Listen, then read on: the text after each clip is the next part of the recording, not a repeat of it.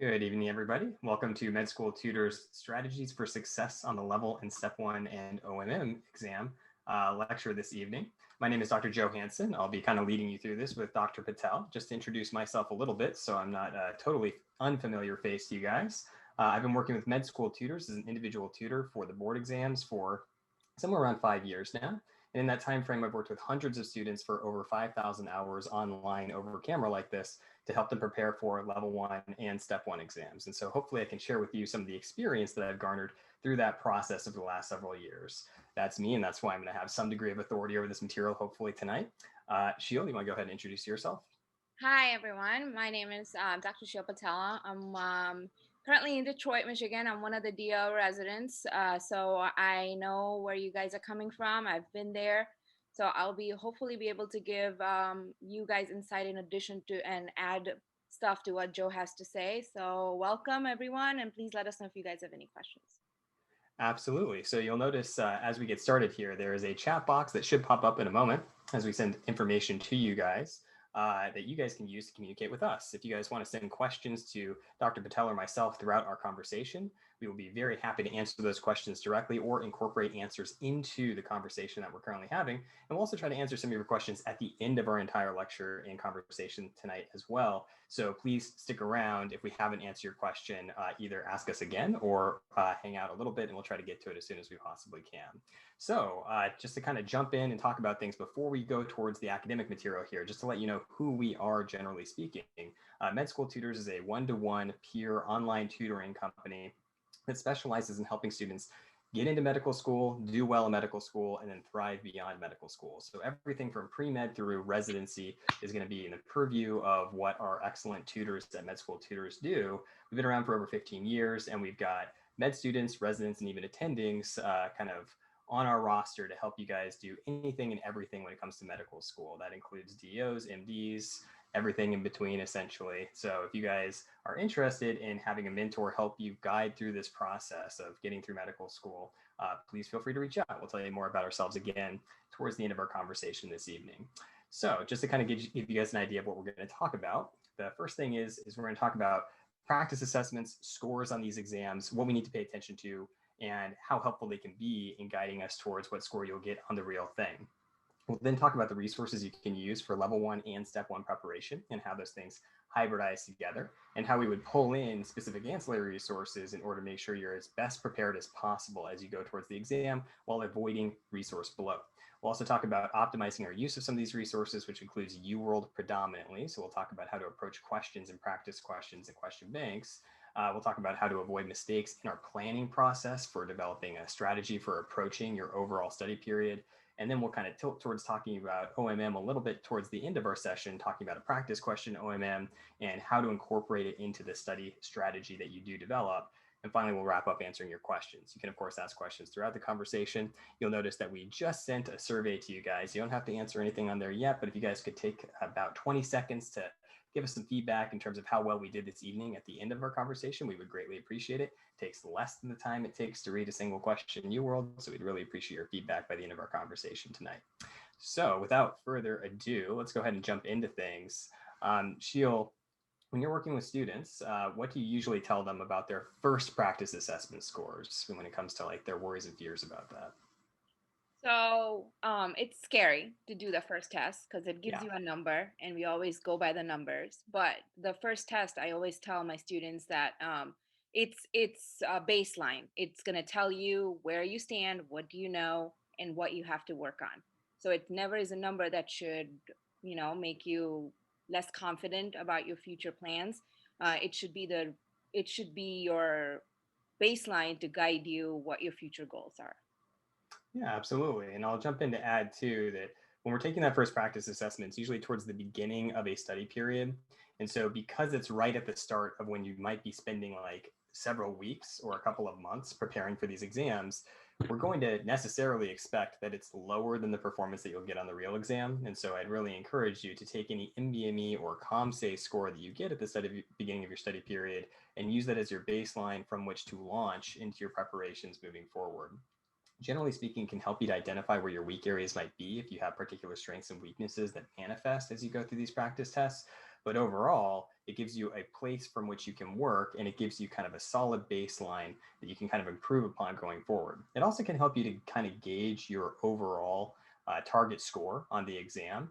And as much as we would like to know what our target score is going to look like after one practice test, it's worth keeping in mind, while it gives you a sense of where you're at the moment, the entire goal here is for you to launch into a stronger score from there. And for that reason, this kind of helps you to recognize how much work you'll need to do to reach your goal. It doesn't prevent you from reaching any goals or anything like that. Nothing is cut off from you, no matter what your first practice test looks like, but it helps you to identify the amount of studying that you're going to need to do in order to ramp that score up.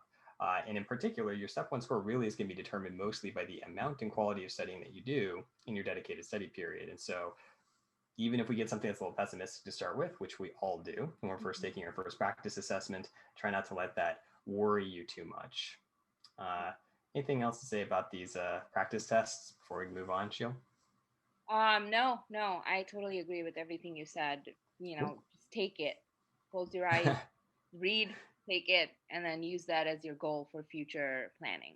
Yeah, and I'll emphasize too, I know that everybody this evening will be thinking about taking a hybrid of level one and or step one here when it comes to taking these big exams. Generally speaking, we're going to recommend that you utilize as many practice tests as you can get a hold of. And because there's a relatively small number of CompSafe practice assessments for level one, it is worthwhile to utilize NBME practice assessments, UWorld self-assessments, and things that are generally geared towards step one, even in the preparation cycle for level one. So for anybody who's getting a little anxious about thinking like, what's an NBME? Like, what am I supposed to do with that? I thought I was supposed to use the CompSafe. You would anticipate hybridizing the utility of both types of practice assessments, no matter what your study strategy or study period might look like. So when we say first NBME here, we mean first NBME and or first CompSafe practice test, but we would probably end up incorporating both into a level one strategy for studying. On that note, we should kind of talk a little bit about how we can prepare for the COMLEX exam within the strategy of studying for step one, or even without studying for step one. So Sheila, you want to run through what we should make sure we prioritize as we're preparing for the COMLEX level one exam? So when it comes to COMLEX, what I tell my students, what I have done myself, is using UWorld. UWorld's questions are really, really good, and they put a really nice baseline as to what you're going to do, what you're going to read, what the questions are going to be, what first order, second order questions you're going to see in the test. And then to add on to UWorld, every time you get a question wrong or a question right, add on to first aid, or vice versa. Add first aid to UWorld, because both of them have a lot to add, and both of them are going to have things that the other one doesn't have. And then on top of that, UWorld and First Aid doesn't have OMM, which is a very integral part of COMLEX. So that's when it comes in that you need to do either Qbank or ComQuest, because they will give you exposure to OMM questions. And when you are taking any kind of board exams, the most important things you can do is expose yourself to as many questions as you can, because that will help you feel more prepared for the exam, because you know what kind of questions are going to be asked. And then also, a couple things that we talk about is, if you decide to do UWorld, at least one complete pass or more. We recommend more than one. And then if you're going to add on to COMLEX specific question banks, such as Qbank, ComSay, ComQuest, definitely do all OMM questions. I know that each of the banks at least have 200 to 250 questions, which are plenty. And then you will get other questions in addition to other resources, which we'll talk about later. I don't know, and did I miss anything, Joe?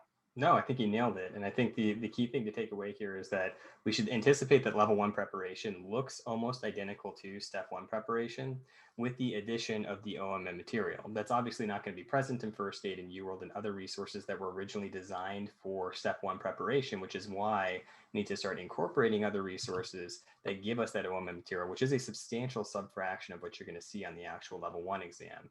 For that reason, and I just want to emphasize this too, while we have other question banks online specifically for the preparation of OMM material, it does not necessarily mean we have to cover those things in full. And so hybridizing our approach here means using what's useful for OMM in order to prepare for the level one exam, but also keeping in mind that Mainly the resources for step one and level one overlap quite substantially, except for that one subject area. So with that in mind, we're going to go ahead and dive into talking about the major resources you should expect to utilize as you prepare for step one and level one. And right off the bat, our primary resources are going to be first aid and UWorld. We have to use these resources, and any reasonable strategy for preparing for level one and or step one would incorporate both of these, trying to use them to their fullest extent.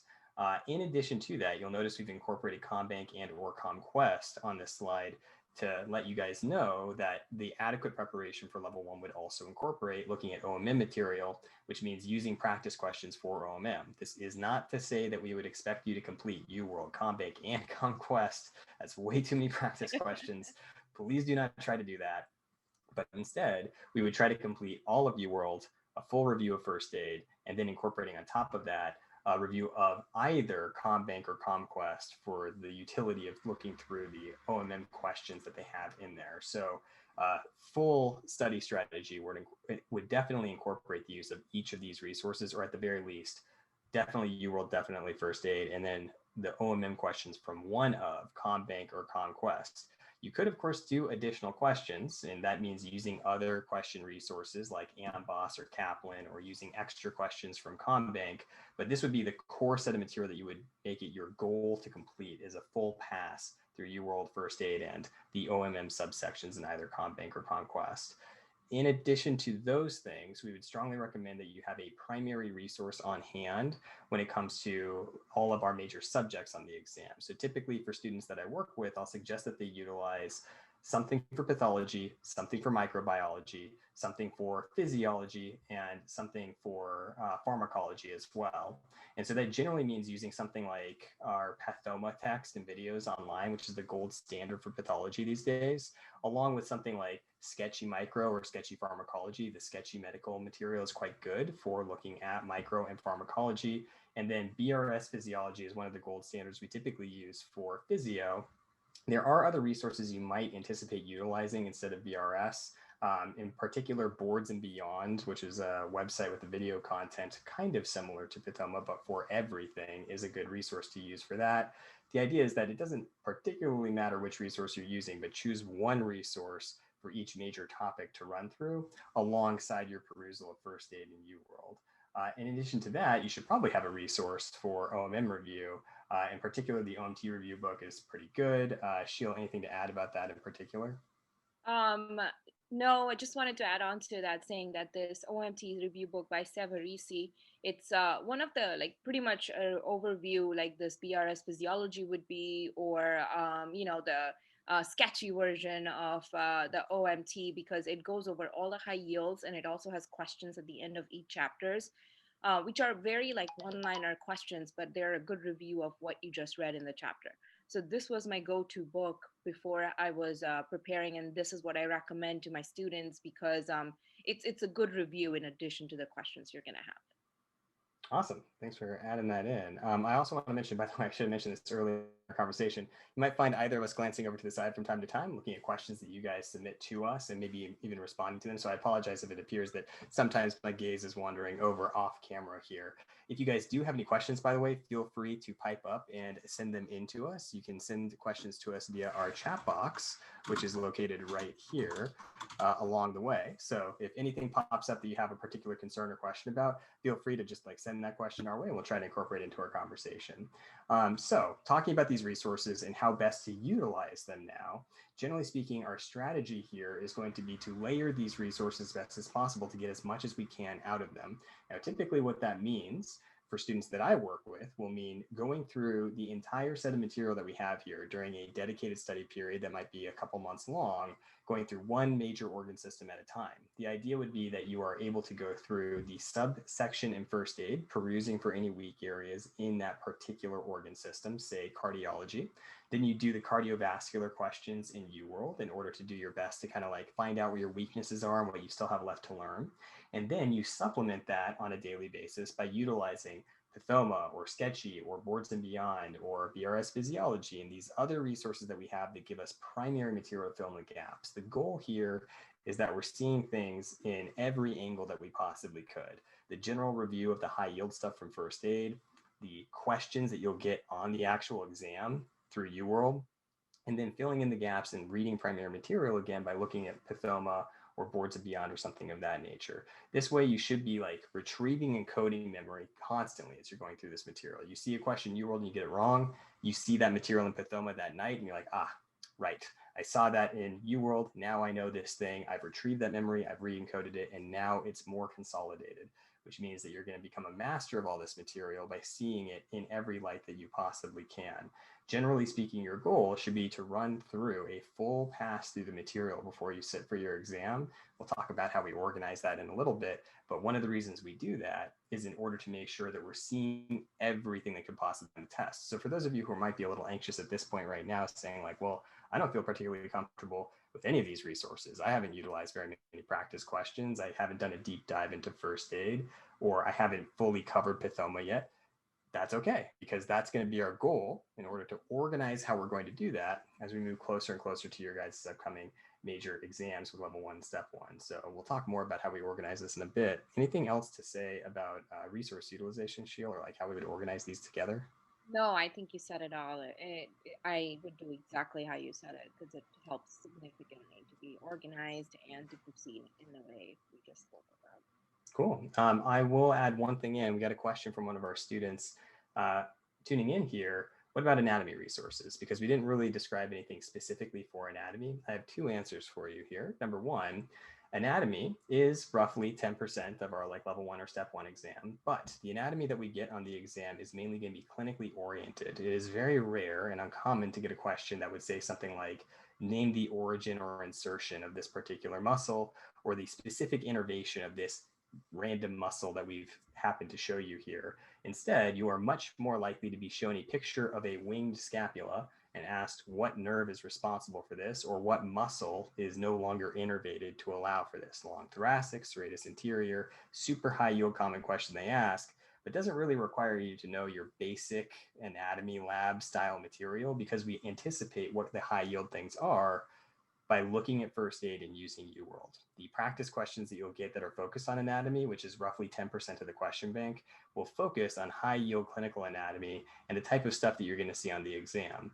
In addition to that, for anything that you feel particularly weak in, there are some anatomy review videos in the Boards and Beyond material that you can help to supplement along with physiology, which is mainly what we're getting from Boards and Beyond. The thesis that I want to come at here, though, is that if you're anticipating utilizing Gray's Anatomy or something like Gray's for Students, that is not like the real Gray's Anatomy, or something like really thick, like looking at Netters again, for instance, that's probably way too much for the level of material that you're going to see for anatomy on this test.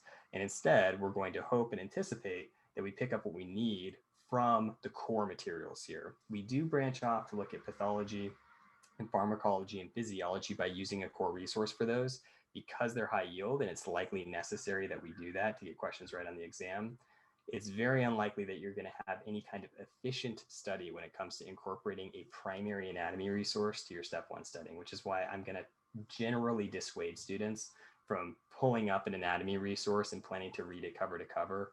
It's probably unnecessary. And while it may give you a point or 2 extra on the exam, I would argue that your time is limited and you probably would be much better served to spend that time reinvested into other practice questions or reviewing first aid and memorizing, let's say, Cytochrome P450 drugs instead, which you know is going to show up on the exam. Yeah, I 100% agree. And then any anatomy questions that we think are important for COMLEX are included when you do preparation for OMT, and also when you review the Savarese book, because they ask anatomy questions in a weird form where they will ask you what's related to it or how you treat it and whatnot. So I 100% agree with Joe that I also dissuade my students from reading anatomy books, because it's going to be, their time is going to be better spent doing something else. Yeah, exactly. And I'll point out too that I've learned a lot having worked with students over the course of the last few years and preparing them for the exam. And part of my learning has been noticing what I did wrong when I prepared for step 1. And I can tell you from personal experience that trying to read dense textbooks for step 1 is a potentially successful strategy that is wildly inefficient. So as a big Robbins reader for step one preparation, I can tell you, I wasted so many hours of my life looking at that stupid textbook.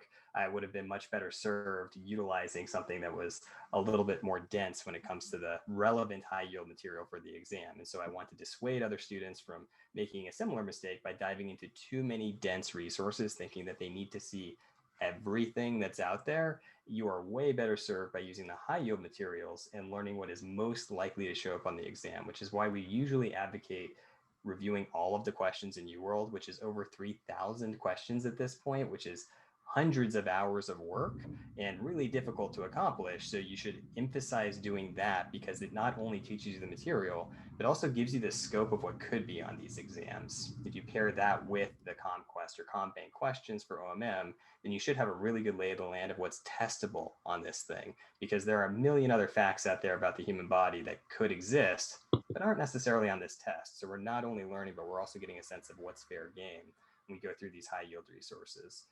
So just to kind of give you guys a sense of how we might modify our plan over time, as you're starting out preparing for these exams, you might anticipate that you're starting out with doing a block or two in UWorld, maybe looking at first aid to kind of get a sense of what could be asked in UWorld along the way, taking a practice assessment early on just to establish a baseline, and then maybe starting to use other resources like flashcards or something like that in order to kind of like balance out your studying. As time goes on, though, you really start to emphasize using practice questions as your core resource. Those of you who are going to enter into a dedicated study period sometime soon, practice questions should make up at least 2/3 of your daily effort. And so if you're studying for around 10 hours per day, somewhere around 6 or 7 hours at least should be devoted to utilizing UWorld or whatever practice questions you're using, which might include Qbank, so that you can get through the entire thing. That's the most time-consuming resource we have. And then by the time you get to the end of your study period, at that point, you should be kind of wrapping up whatever's left in UWorld, using a lot more practice questions on a weekly basis, generally, as you get to the last few weeks of preparation, and then really starting to jam in that OMM material in kind of the last couple of weeks of preparation. We'll talk a little bit more about taking step one and level one and how to like identify when to switch to using more OMM material. But generally speaking, that comes in towards the end because it won't really help for step one preparation. And so incorporating it after step one preparation would be ideal. Anything else to say about just our resource utilization before we talk about like strategizing and big picture scheduling, Sheila? No, I think you went over everything. That was great. Cool. All right. In that case, then, as far as like developing a big picture study plan, what do you usually kind of tell your students as you're planning things out from the beginning of their dedicated study period? So I usually tell them that they have to figure out, okay, let's see what organ systems I want to start with, what systems I want to start with, what systems I think are weaker with. I want them to work on their weaknesses first. So we always work on maybe physiology if that's their weakest, pharmacology if that's their weakest. And then based on that, the calendar that we put together or I put together with the help of with their input is something that will focus on their weaknesses at least in the beginning of their study plan. And as time passes, it's going to include their strengths too, so that way we're not weighing more on the strengths. Because as a human I want to work on something that I'm very strong in because I like to see the numbers it gives me, but we all don't want to work on our weaknesses because it definitely affects our score in UWorld. So definitely tell our students to work on stuff that they are weaker in, and that will help them get to a point where they'll feel good about those subjects. Awesome. I totally agree. I would point out too that establishing a study plan from the beginning also involves incorporating a study calendar or creating kind of a map of how you're going to approach things. And that means kind of like choosing something that you can put all of your daily assignments into. There are a lot of students who use something like Osmosis or Cramfighter or something like that to pre-generate a calendar. But the way that I typically usually suggest students do it is maybe create like a Google Calendar or something like that, or an Excel sheet where they like map out weeks or something along those lines. Personally, Google Calendar is like super easy to use and you don't really have to mess around with it too much. So I like it quite a bit for this purpose. But the idea is like choose something where you can start giving yourself daily and weekly and monthly goals and start planning out and kind of like doing the arithmetic to kind of figure out what you need to do in order to make it to your exam date. What I mean by the arithmetic specifically is that if we know that we have somewhere around 3,000 questions in UWorld to complete, and we know that we can complete maybe 2 blocks in UWorld per day when we're really moving in our dedicated study period, that means that we can complete somewhere around 80 questions per day at a pace of maybe 5 or 6 days per week. That's about 500 questions per week, which means if I want to finish all of UWorld, I'm going to need somewhere around 7 weeks to get through all of those questions. And so then you just start mathing it out. Well, I know there's like 300 questions for cardio, so that's going to take me at least 3 or 4 days. I know there's about like 200 questions in renal and pulmonary, so those guys are each going to be somewhere around 2.5 days devoted to those. And you just start creating like a big picture calendar like this to kind of say, here's how I'm going to Tetris together everything and make sure that I haven't forgotten anything that I want to review. And much to Sheil's point, if there's anything that's particularly a weak area for any individual student, you might want to emphasize that by putting it towards the front of your study schedule. Alternatively, if there's something that you feel pretty solid with, maybe you put it towards the end of your study schedule and become something that you might be able to cut if you need to, as you're kind of running down to the wire and running out of time if things do inevitably start to go slower than you want them to as you're going through your study strategy. In addition to that, pushing things like biostatistics, which is a high memory, basically know the equations style field, would be a good idea towards the end of your study period. Alternatively, and this is one thing that isn't totally represented on this particular calendar, but if you're a student that's preparing to take both step 1 and level 1, the best suggestion I can make here would be to anticipate taking step 1 first, and then having the interim period between step 1 and level 1, maybe a week or so, be the time frame in which you work on the OMM material. So maybe remove the OMM entirely from your step 1 preparation, learn all of the step 1 material, crush the step 1 exam, and then only have the OMM to turn around and need to complete before preparing for the level 1 exam. Yeah. Go for it, Sheila, yeah, please. Yeah, so I totally agree that but we should, especially if you take step 1 first, the rest of the week, like put a week between the step 1 and the level 1 and use that week to nail down all the high yield for OMM, because you will 10% of level 1 is OMM questions, and if you get those right, those are the points that you definitely have guaranteed on your level 1 score. On the other hand, if you're not planning to take step 1, then you can always incorporate some of your strengths that are in the scheduling time with OMM if you feel like you need to go over it. So when you're actually figuring out your schedule, it's important to know whether you think OMM will be your weakness or not. If you thought that you did not do as well during the whole first 2 years of medical school in OMM, then maybe that's something you definitely need to dedicate time to, because it is 10% of your exam. And if you feel strongly about it, then that can be something that you can put on the back burner a couple days before the exam. Completely agree. I should point out too, as an MD, I haven't actually taken level 1 myself, so I don't have the explicit experience that Sheil has when it comes to taking the exam, but I have worked with several students who have taken it, helped them craft study schedules that have been very successful on these 2 tests. And that is generally my recommendation, to take step 1 first and then worry about the OMM material after that, so that you can take level 1, usually about a week later. It's not totally necessary that you do it in that order. I have worked with students who have had difficulty scheduling both exams in that fashion and have needed to, for one reason or another, take level 1 first. Not the end of the world. Maybe it's not the most ideal thing, but totally doable. If that happens to be the situation that you're in, it's okay. You can work around it. It's just a little speed bump in the road that we got to work over. We have a question from one student asking about whether questions done in question banks should be done like in a mixed fashion or a systems-based review. So I'm going to preface this answer by saying there are several different paths to success here. There are smooth, straight paths. There are rocky, curvy, bendy paths that go through the woods. They all lead to the same place, success, but some of them are going to take longer to traverse. They're going to be rockier, bumpier, and less efficient. And so I myself took a pretty bumpy road to success, reading Robbins, for instance. Not advisable. I would steer clear of that path. And the path that I usually suggest for students that I think is most efficient is generally to go through a systems-based review in our Qbanks, meaning that you would do all the cardio questions over the course of a few days, then all the pulmonary questions, then all the renal questions, endocrine, gastrointestinal, et cetera, et cetera.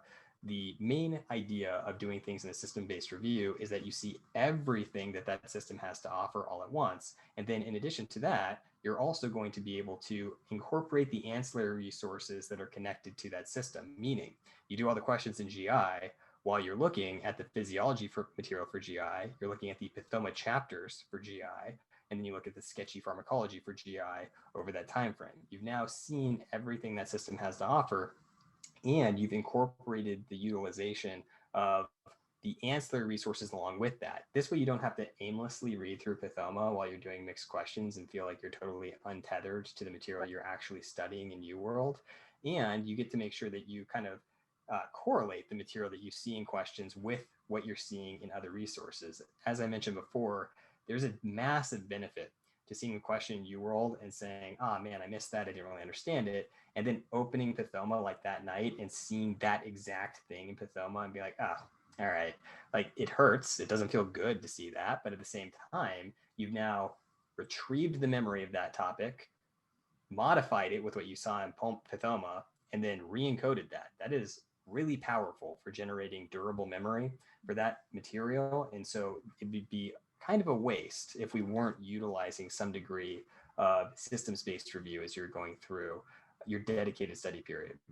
That all being said, I've known tons of students who have used mixed review and been successful with it. It's also a viable pathway. It's not necessarily the one that I would utilize, especially if I were working on achieving a passing, an average, and above average score. You will inevitably find there are plenty of students that are already prepared to do well and are earning above average scores on practice assessments who might say, well, I prefer to just do mixed review now. And they're going to be successful no matter what at that point. That's generally where mixed review can kind of end up being a useful thing to do to prepare you for exam day. But keep in mind, we have lots of practice tests to give you that mixed timed question set that you're looking for. 6 MBMEs, a couple of ComSays, 2 UWorld self-assessments. All of those guys give you an opportunity for what the real test will feel like. Yeah, and mind you, if you are one of those people who's able to go through UWorld a couple times, then you can always consider doing the first time and you're going through the questions as system-based. And then when you're starting to do these questions the second time, you can always mix them up because that probably will be closer to your board exam. So you'll be able to go through these questions the way they would be presented in your boards. Yeah, absolutely. That's an excellent point. And that leads very naturally into the next thing we were going to say, which is that if we're looking at the mathematics of like what's feasible and what's not feasible, it's simply not going to be reasonable to expect that you can complete 120 questions in UWorld every day for the next 3 months. I would not anticipate that's a reasonable goal. Again, I would set a strict limit at doing 2 blocks per day as like a nice, healthy maximum pace through UWorld. Maybe accelerating up to like 2.5 blocks, 100 questions per day as you're like really close to your exam. We want to avoid burnout here, right? And we're going to burn out if we're really stressing ourselves out by going through too many questions at once. So if you look at your calendar and you say, I have 100 days until my exam and I have 3,000 questions that I want to complete, well, that makes sense that about 30 questions per day should be the pace that you're going at. But she'll mention the best recommendation we can make here is that if it's possible, seeing everything twice would be ideal, meaning going all the way through UWorld twice, reviewing all the ancillary materials twice, looking at the OMT material, the OMM questions twice. That's the gold standard. We can't always get there though. I didn't get there. Tons of students don't get there. I'm not suggesting that you need that, but that's where you would reach basically the peak score possible on the test. So what you should look for right now is how would you math that out? How can that work? How many questions can we get in there? And if it turns out that at a pace of 80 questions per day, 5 or 6 days per week, you can only get through like 1.25 passes through UWorld in that time frame, that's okay. Let's make that our goal. So the purpose of what you need to do right now is establish what is reasonable. Are you currently overestimating what you can possibly do by saying, I'm going to do UWorld 3 times? I doubt that you can if you have an exam date this calendar year. So maybe let's modify those goals. Also, give yourself some room to change your goals. You're going to have some bad days and some better days. You're going to want to take a day off here and there, and giving yourself a little bit of leeway in terms of like missing your assignments or your goals for a few days here or there is very important, because nobody's going to have perfect adherence to any study strategy they lay out to begin with. Right. Also, one thing I want to point out here is we want to avoid burnout. In particular, Sheil, any advice in terms of like stopping burnout or preventing that from happening? So first and foremost, I always tell my students to have fun times. You know, you need to work out, you need to go outside, go take your dog on a walk. Just doing that even a day or two before exam is not something that's going to take you away from your studying. In fact, it's going to make sure that you stay refreshed. you prevent yourself from burning out and retain all the material that you're reading. In addition to that, always have days to catch up. So you're going to make a pretty robust schedule that you will have for the week, but things happen. One day your school runs late, or for some reason, you had to go hang out with your friends, your families, things happen. Give yourself a couple days to catch up, or a day to catch up, so that you don't feel you're behind when the new week comes on. Yeah, absolutely. And I think that in addition to kind of giving yourself some leeway for entire days off, one thing I usually suggest for my students is that to me, burnout is a little bit of an issue of applying too much pressure without any kind of depressurization. So we always want to build in some regular time for relaxation. So the argument I'm going to lay out here is that even under the most strenuous studying that you're going to do, I would encourage you to spend at maximum around 12 hours per day studying. That seems to me to be the hard limit for a reasonable person to actually get studying and learning done. I know there are people out there who are anticipating 14+ hour days. More power to you. I wish you the best of luck. I don't think I could do it myself. No, Yeah, and so what we're saying is that from high performers on the exam, it's not necessary to hit that kind of ridiculous number of hours per day in order to succeed on these things.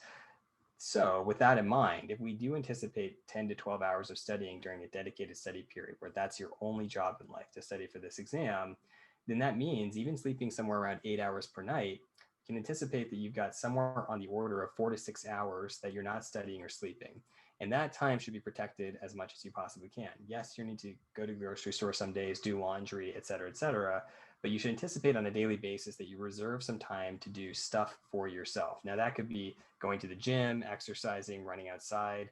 I usually would recommend going meeting a friend for a cup of coffee, going watching a movie, seeing a sporting event. Maybe some of these things aren't as possible nowadays as they used to be, but you could just binge Netflix for a few hours if that's your thing. So find some time to protect for yourself on a daily basis to make sure that we don't become over pressured as you're going through this process. It's not simply the raw number of hours you study, but the number of hours you study without any kind of pressure release as you're working through this stuff. So regular daily breaks is very important, but then also taking entire days off to see family members, to see friends and things of that nature is going to be really key as well. Don't cut yourself off from your friends here. You're going to need their help to kind of get through this part, because this is usually the worst part of medical school, by the way, if you guys haven't already gathered that. After you finish this part, you're going to actually work in the hospital ostensibly and go on clinical rotations, which is so much more rewarding than the stuff that you're doing now. And I would presume that most of you didn't get into medical school just to do college 2.0 and study in a box all day. So as dark as things might get as you're studying for this exam for several hours per day, keep in mind, we're doing it so that we can go work with patients and help them clinically in the future, which is far more rewarding. Still very stressful. You might get yelled at by some attendings, but nevertheless, just way better overall than what you're doing now. So we just got to get through this part. yeah. Anything to add to that, show? No, you said it wonderfully. Like, breaks are very, very important. Just, you need to tell yourself, you need to remind yourself, just because you're taking breaks, you're not cheating yourself out of studying. In fact, you're doing yourself a favor and making sure that everything that you've spent the last 10 hours on, 12 hours on, is retained in your brains, and you're giving yourself a fresh start. Because if you don't get sleep, if you don't have me time, if you don't spend time with family, all this studying will not be worth it, especially because you will get burned out towards the end. Yeah, absolutely. And I like that perspective. Even from the most mercenary gunner angle, you need that time to better make your efficiency work as you're studying later. So taking breaks is actually the thing that you would do in order to make yourself do better on the exam, not just maintain your sanity, which is also a reasonable goal to set for yourself too in this process. So we have a question from a student asking about, well, what about other question banks? Like, what about utilizing Kaplan or some other question bank like Amboss? To that, I would say, there's a limited amount of time that you have for this exam, and we know that UWorld is the best question bank available. If you have not completed UWorld and you're nearing the point in time where you're going to go to your dedicated study period, or you're going to be within a few months of your exam, it would be your best resource to utilize. It is the most important one to use, and for that reason, I can't in good conscience say that we have any room or space for any ancillary question banks. I'll point out that not only is UWorld the best resource for this, it most closely models the exam and generally gives you a good perspective of what's going to be on the exam in terms of the range of topics they typically like to cover and are high yield, but they continuously add to it. And so this is a bit of a weird spot that we're in right now, where there's over 3,000 questions in UWorld and growing. It didn't used to be that way. There used to be less than 3,000 questions in UWorld. And so you might find some older physicians recommending to you that maybe you supplement your learning with other question banks. Maybe 4 or 5 years ago, that was a reasonable thing to potentially think about. Even then, it was a little shaky. But now it's just untenable. There's no way to incorporate multiple question banks apart from maybe utilizing OMM questions from the Qbank or Qquest. And so for that reason, I would strongly suggest that if you haven't finished UWorld 2 full times, set aside other question banks and utilize UWorld until you've done so. And if you can't finish UWorld 2 full times before your exam, which is okay, 1 full pass is what I would recommend strongly, 2 full passes is ideal, then just work towards what you can accomplish there. But unless you finish that question bank twice, you do not need any other question bank. You can state that with a high degree of confidence. You can do very well on both level 1 and step 1 without any Kaplan or AMBOSS or USMLE-RX. You really just don't have time to do anything else if you're really going to dive into UWorld deeply. Yeah, I agree. I always tell my students, and something to note to everyone that's here is there is something known as too many resources when you prepare for your boards. When you start thinking of your dedicated study time, assign the resources you're going to stick to. And where we come from, we have been there, we have taken this exam, and we strongly recommend UWorld because it works for all the reasons that Joe mentioned. We strongly recommend to use UWorld and First Aid because we see how they work hand in hand. And then you need to limit the resources, including the primary and the secondary. And the purpose to do that is when you're going to be going through this dedicated study period, you're going to talk to people, you're going to talk to your coworkers, you're going to talk to your roommates, and you're going to realize everyone's using different. And while you're going through it, you're going to think, oh, I want to use it. Oh, I want to try this. And it's very, very tempting. But if you don't assign yourself the primary and the secondary resources, you're going to be all over the place, and your whole plan for the next 2 months before your boards, it's going to be destroyed. So please know that there is something known as too many resources. Absolutely. And what Shield's describing is the fear of missing out, seeing a bunch of your colleagues utilizing resources that maybe you have not incorporated into your study strategy, and then becoming very anxious that maybe you need to change your study strategy to incorporate this new thing. There's going to be tons of people doing tons of different things than you throughout this process. Once again, I have to reiterate several paths to success here. Once you've selected your path, if it is working for you and you feel as though you're learning and gaining something from it, you shouldn't anticipate deviating from that path just because you happen to bump into somebody else at the crossroads. So just stick with the plan that works if it's working. And if it's not working for you, then that's time to reassess and determine whether we need to switch gears or change things up or utilize different resources or kind of change our study schedule on a daily basis. So your schedule will change. There are such a thing as too many resources. Allow yourself to be adaptable, but don't be too adaptable. Don't switch resources on a daily basis. And just because you saw one person using a resource doesn't mean that you need to also incorporate it yourself. Right. So when it comes to utilizing UWorld specifically, one thing I want to emphasize about UWorld that a lot of students tend to fall into the trap of is that UWorld is a learning tool. It's a resource for you to learn in the same way that a textbook is a resource for you to learn.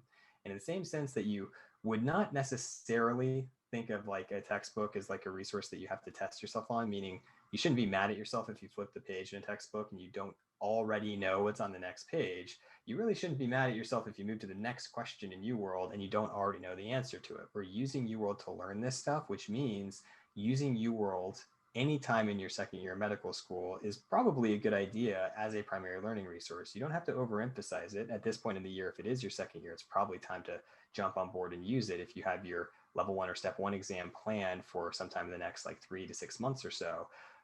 But the idea here is that we're learning from it. And we're not assessing ourselves based on the score. I know it's super tempting. You open up the question bank and right at the front it says, here's how you're doing. Here's your percentage compared to your peers. Do not pay attention to that data. That data is not important for you. You can use practice assessments as your diagnostic tool. The UWorld interface itself is best for learning. You can miss every question in UWorld. As long as you're learning from those questions as you're doing it, you're putting yourself in a better position to do well on the exam. So as tempting as it is to look at UWorld and say, how well am I doing today? Like, am I actually like doing well enough to succeed on the exam? That's not its purpose. Its purpose is to teach you as much as possible so that your next practice assessment can give you a slightly better score and hopefully point you in the right direction towards succeeding and earning a high score on the actual exam. Anything to add to that, Sheil? No, you said it really well. Use it as a learning tool. Don't get bogged down by the scores and how you're doing compared to your peers. Cool. So on that note, then I'll just add too that if you do find yourself in a position where you can finish all of UWorld and you have somewhere around 2 or 3 weeks after completing it before your exam, that might be a great time for you to try to review as many of your incorrect questions as possible. One of the nice features of the question bank is that you can actually select the questions that you missed to review again. If you miss them again, they get added to your incorrect pool once more. So you can end up finding that you get lots of repeats in that process. But nevertheless, it's nice to look at the questions that you had the hardest time with as you get closer and closer to the exam. So using incorrect questions might be a good way to bridge you from finishing your full pass through UWorld to your actual step 1 or level 1 exam. It's important as far as notes go in UWorld to try to limit the number of notes that you take. I usually suggest students try their best to only write down one key idea from each question they miss in UWorld. So that means that by the time they go through the 3,000 plus questions in UWorld, they've written down over 1,000 individual facts if they're writing down just one thing from each question. So you can see that doing any more than one key idea per question you miss in your note taking is going to be overwhelming very quickly, because even just one factoid 1,200 times is a ton of stuff. And so one thing to emphasize here is that we usually use something called a UWorld notebook with students we work with, or a UWorld journal, where the idea is that students will write down one key idea per question they miss and then plan to take a look at those key ideas at the end of the day. Let's say that you miss a question about congestive heart failure and you write down, okay, the mechanism of digoxin is sodium potassium ATPase inhibition. That evening, you look at the 20 to 40 things you wrote down for that day and you say, oh, right, I remember missing that CHF question. That was silly. Moving on to the next one. And you've now created a list of individual facts that you want to remember, but the facts are also tied to questions that you've just done. So you remember the whole question as you're going through that tiny list of facts.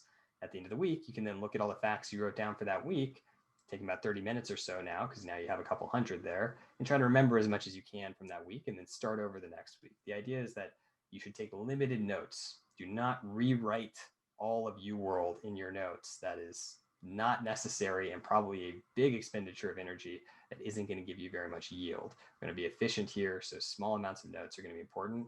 As far as flashcards go, I would actually encourage you, if you would like to use flashcards, which isn't totally necessary, but is a nice tool, use pre-generated decks. If you want to create individual small flashcards for yourself for niche topics, that's probably a good idea.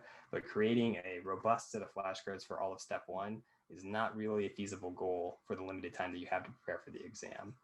Yeah, I agree. Cool. With that, Sheila, do you want to try to run us through what we should pay attention to as we're looking at a UWorld question, starting to try to learn as much as we possibly can from these things? Yes, one thing I did want to mention on the previous slide, something else you can do if you're not into making flashcards is annotating the step 1 book. So, this is what we do.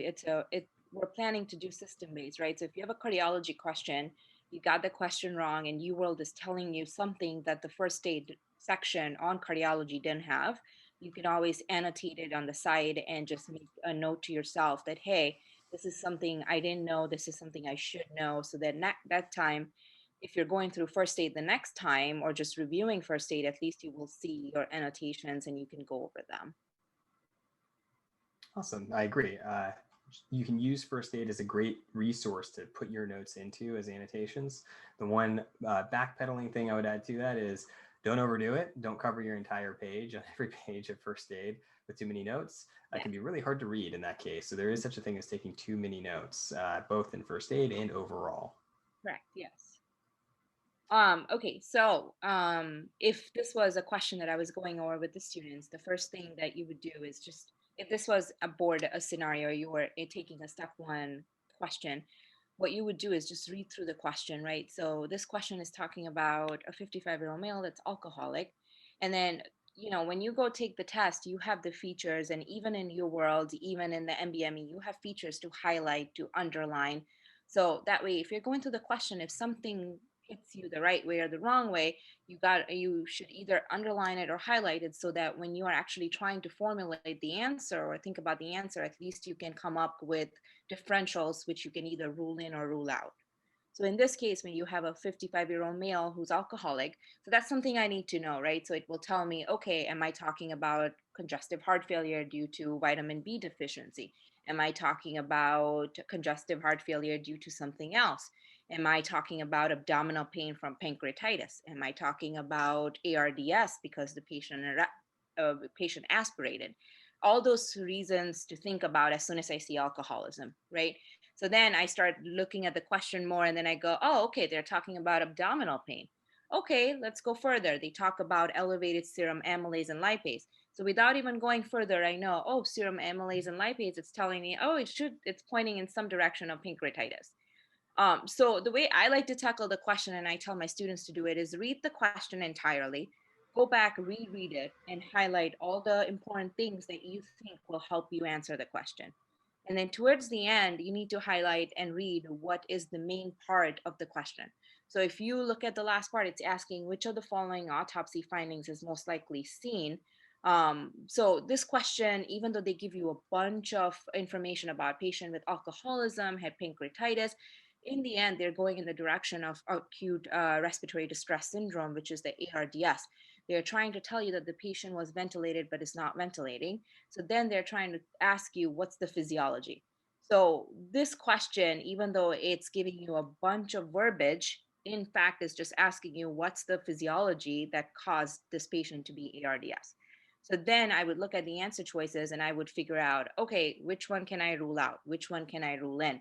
And then based on that, you would figure out what the answer choice would be.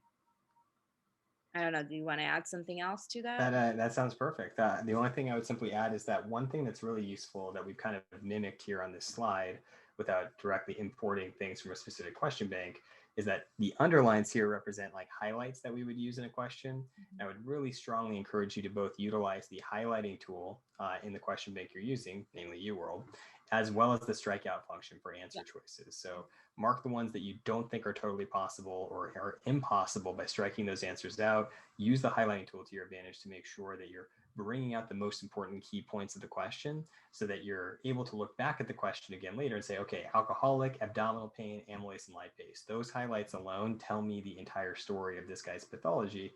I know that I'm looking at pancreatitis if those are the three only things they gave me. So make it your goal to highlight the discrete pieces of information you would need if you were trying to just like telephone somebody what the idea of this question was. So if you just told a random medical student, alcoholic with abdominal pain and elevated amylase and lipase, hopefully by the time they're ready for step one or level one, they'd be able to say pancreatitis just on the basis of those few words. So make that your goal, which is a never ending goal. You always get better and better at kind of identifying the key points and doing these highlights, but make it your goal to start highlighting as efficiently as possible as you're utilizing these practice questions yourself. Excellent. All right. So let's pivot away from talking about UWorld and step one materials and start talking about what would be necessary to complete the preparation for level one, which means OMM material. So Sheil, what is OMM? So as we have talked about here, OMM, also known as osteopathic manipulative technique, osteopathic manipulative medicine, is pretty much a therapeutic application of manual pressure or force, which means that you're doing manipulations to help align the spine, use the body mechanics to help with the patient's pathology.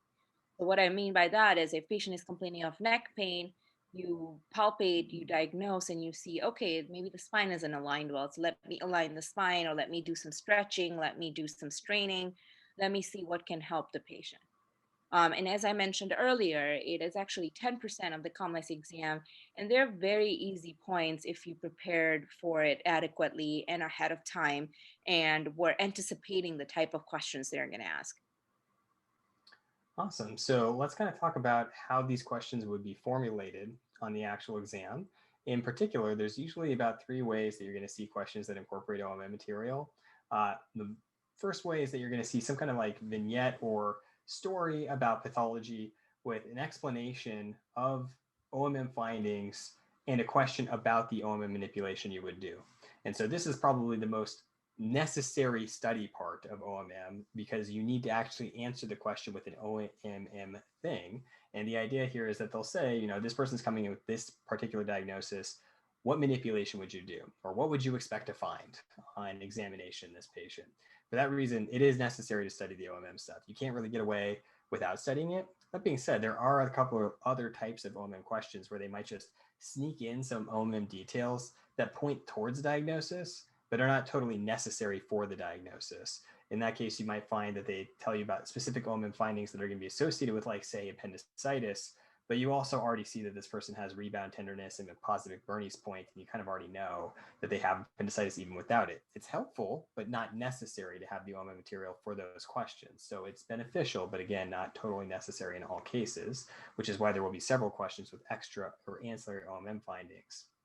And then there might be just some other questions that directly ask you something about OMM point blank straight to it. So for that reason, in many cases, you're going to have to actually study this stuff to know it. You couldn't simply sneak into the exam without preparing for it, which is why we strongly encourage that we dedicate some time towards preparing for this OMM stuff. So Sheil, what would you suggest students utilize to make sure that they're not missing out on 10% of their exam before they walk into it for level 1? So specifically for OMM, definitely the Severisi book, and I've put in the third edition and the most recent, the fourth edition. I just find the third edition special because that's the one I use. So I'm used to the cover appearance of that book. But they have come out with the new edition. The one on the right that you see is the most latest edition in my that I know of for the Severisi, which is the OMT review book. Again, it's a very compact review. It goes over everything that you have learned about OMT, OMM over the last 2 years in a fashion that you can not only use to memorize, which you will need to for some aspects, but also understand how to diagnose and how to treat. And then in addition to that, to put that into perspective, you could potentially do some Qbank questions and QuEst questions. As I said, these question banks are pretty good about making sure that they are weighted heavily on OMM questions because they know that we do need those question and exposure. So at least 150 to 200 from what I remember. So it's definitely a very well overall view, which will give you exposure to every single OMM question, if not all of it. Especially if you combine the OMT review book and the Qbank. And then at the end, there's also the ComSay and the MBOME question banks, which are available. Again, very rare and hard to come by, but they have them available out there where you can potentially purchase one or have them get access to one and take one. But using the question banks and the review book will be the way to go. Awesome. In general, how else would we study for this? What are the high yield topics are there that we would focus on for OMM stuff? So some of the OMM stuff that I do remember, and I remember not only from my boards, but also remember from the fact that I've taught students, is cranial motion, the craniosacral motion. No matter where you go or whether you take step 1, step 2, or level 1, level 2, level 3, you will see one craniosacral question, if not more, definitely one. I've also seen several viscerosomatic and Chapman point questions. So those are something that I definitely made a point to review before I went in or the day before the exam so that I knew and had them fresh in my mind. Viscerosomatics are something that you can also use, and not only, not only as far as the step 1 is concerned, because you are using pretty much the viscerosomatics to figure out the dermatomes, the myotomes. So that helps. And the Chapman points are also something that they will have at least a couple questions. So that's why we call these the high yield topics, because if you review them before the test, you are guaranteed you'll get at least some of the questions right. Awesome. And then in general, what would be the topics that you would memorize like the back of your hand in preparation for this test? So going into we have written down some of the topics here, but knowing that I had to take step 1 tomorrow, today I would open the book and review. Sorry, I keep on saying step 1. I mean level 1. I would review the Chapman points. I would definitely review the counter strain points. Again, these are points. If you know them, they will give you a ton of information, and the answer choice is going to be which of the following counter strains you will use to help relieve this patient's symptoms. If you know where the counter strain points are and how to treat them, those are the questions that you know you will ace. Also, something that I've seen them ask in every single levels, and also I've heard students talk about it, are the ribs. Comlex loves ribs, so they will ask you how the rib handle and the pump handle movement works of the rib, which ribs will work as pump handle, which ribs will work at bucket handle. And then they will also ask you to figure out which muscle group help with movement of which ribs. And I've seen those questions highlighted pretty well on both the question banks, so that they help you in preparing for the final thing. All right, awesome. With that in mind, then let's do some interactive work here. So everybody get ready to type into the chat. We're going to work through a practice problem together. And so to that end, I'm going to end up reading through this one. I'm going to ask you guys to help me find the correct answer to this problem. So I'll read through this starting from the top. We have a 32-year-old obese female presenting to your office with generalized abdominal pain. She's non-compliant and groans when trying to obtain a history. So we've got no medical history to take whatsoever. Our vital signs include a temperature of 98.4, a blood pressure of 134/76, and a heart rate of 90 per minute with a respiratory rate of 18. Mildly hypertensive and borderline tachycardic, but otherwise not really very revelatory here. Physical exam shows an obese female in moderate distress who displays guarding of her abdomen, so some kind of abdominal complaint, and a rubbery nodule palpated in the 7th intercostal space on the right. They want to know what's most likely to be present in this patient. So using our OMM knowledge here, type into the chat if you would kind of help me out here a little bit. What's the most likely answer here based on that physical assessment? You guys a couple seconds to try to respond to me here. All right, we got a couple people already sending in answers. All right, keep them coming. More people, please. Try to give me your best answer here. Sorry for waking you guys up towards the end of our conversation here to get you to interact. So we got a couple of students that are sending in their best answer here. And the idea is that we're going to end up using this Chapman's point to identify where we are. Now, specifically, when we're looking at the Chapman's points here, we have, generally speaking, the 7th rib representing the liver or gallbladder or the pancreas, depending on exactly where we are. Now, given that this person has a Chapman's point on the right side around the 7th rib, and it's in the 7th intercostal space, which is below the rib, I would generally anticipate that we're looking more along the lines of pancreatitis in this person. It's worth pointing out that, generally speaking, a question that's a little bit more straightforward without totally relying on the OMM material might give you ancillary findings in order to help you identify this. But keep in mind, generally speaking, if somebody's coming in with, say, cholecystitis, which is what a couple of our students had said in our chat here, we would usually end up having a positive Murphy sign, and specifically right upper quadrant tenderness that would be more elicitable on physical exam. So this is an example where knowledge of the OMM material will be completely necessary in order to earn the correct answer. Probably not very likely that we could answer this correctly simply based on a non-compliant woman moaning in pain with generalized abdominal distension. So this is where it's going to come in handy if they do ask a question like this, which is totally fair game on the real exam. So last minute OMM tips. Sheila, what else would you say before we move on? I think we've covered pretty much everything. Again, consider, and this is just again a recommendation, consider the step one first, and then level one a few days, maybe a week later. What I recommend, what I have done previously, is schedule them 3 to 5 days apart and use those 3 to 5 days to just go over OMM.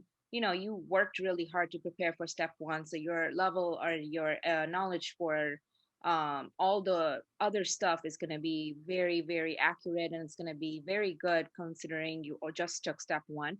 So focus that time on OMM.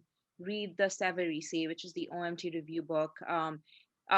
Again, this is the one that I stand by because this is the one I have used. This is the one that I've recommended. You may have other options, which is totally fine, but read a review book that talks about OMM, high yield OMM topics at least once, preferably twice, just because it will go over all the details really well. Do the questions on OMM. And again, these are easy but high yield points. And if you prepare for it well, these are your points. So go for it. And then, we are here in this process if you need us to help you with anything. Yeah, absolutely. So we're about to answer any questions that you guys have for us about anything and everything level one or step one related. As we lean into doing so, let me just tell you a little bit more about us and how we might be able to help you at Med School Tutors. Generally speaking, Med School Tutors is a one-to-one tutoring service, but our primary role is forming mentorship pairs with students that we're working with.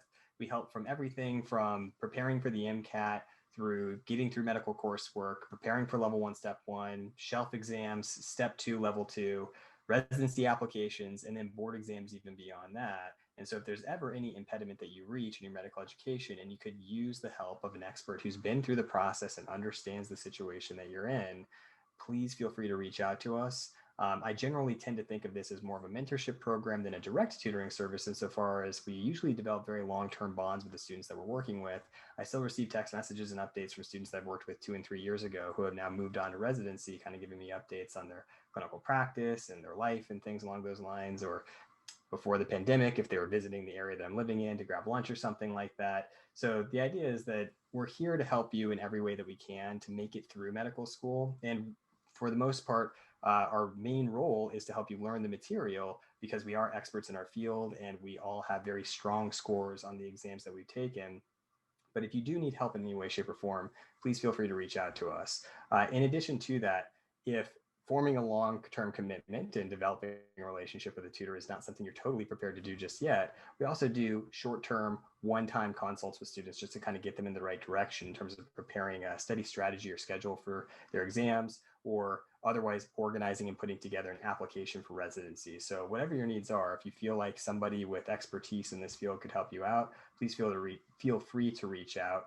You can see our email, website, and phone number at the bottom there of the screen, and I'll bring those up in just a minute. In particular, I want to emphasize that VO students choose MST because our tutors are all very strong and have scored over 250 on step 1 and or over a 630 on level 1.